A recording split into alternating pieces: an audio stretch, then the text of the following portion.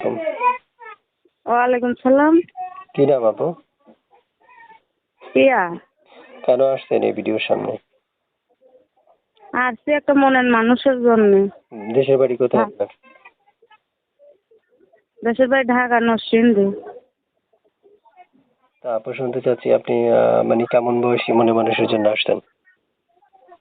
যেরকমই হোক ভাই, আমার সমস্যা নাই। ভালো একটা মনের মানুষ যদি পাই, যে পাশে এসে দাঁড়া, গরিব মানুষ সহায়তা করে, অবশ্যই বিয়ে শাদী করবো।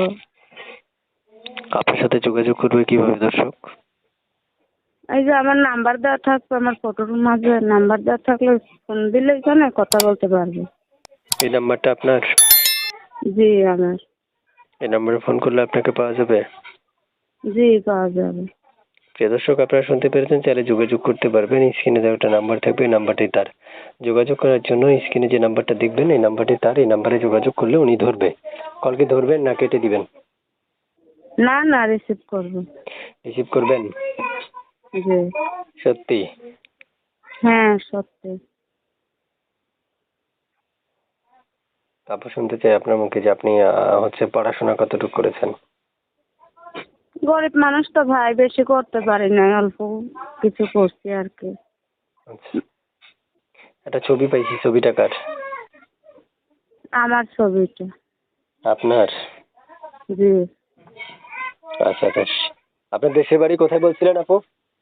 ঢাকা নরসিংদী। কোথায় কোথায়? নরসিংদী নরসিংদী। নরসিংদীতে থাকেন? জি নরসিংদী থাক। এই দর্শক, নরসিংদী থেকে যুক্ত স্টাফের মধ্যে একটা কথা বলে রাখছি, যারা যুক্ত থেকে কথাগুলো শুনছেন তারা চ্যানেলটা সাবস্ক্রাইব করে রাখবেন। আগে থেকে যারা সাবস্ক্রাইব করে রেখেছেন তাদেরকে আমি সাধুবাদ এবং ধন্যবাদ জানাই এই ভিডিওটা শেষ করবো এখন। তারপর শুনতে চাচ্ছি আপনার মুখে যে আপনার আগে পরে বিয়ে শাদী হয়েছে? না না, আমার বিয়ে শাদী হয়নি। হয় নাই না? জি না। আচ্ছা আচ্ছা। প্রিয় দর্শক, শুনতে পেরেছেন, আগে পরে বিয়ে শাদী হয় নাই। যোগাযোগ করার জন্য আপনি কল করতে পারেন। তারপর শুনতে চাচ্ছি আপনার কাছে যে আপনার এই যে আমাকে যে নাম্বার থেকে এখন ফোন করেছিলেন এই নাম্বারটাই আপনার তো? জি আমার ওই নাম্বার। ইমো আছে এই নাম্বারে? হ্যাঁ আছে, ইমো আছে। তো ইমোতে কথা বলতে পারবে আপনার সাথে? হ্যাঁ পারবো বলতে, কিন্তু ওই মোবাইলটার ক্যামেরাটা ভিডিও কলে নষ্ট, ওডিওতে কথা বলতে পারবো আমি। আচ্ছা, তো সবসময় মোবাইলটা ধরবেন না কেটে দিবেন? না না, রিসিভ করবো। ঠিক আছে, ওকে। ভালো থাকেন, সুস্থ থাকেন। আল্লাহ হাফেজ।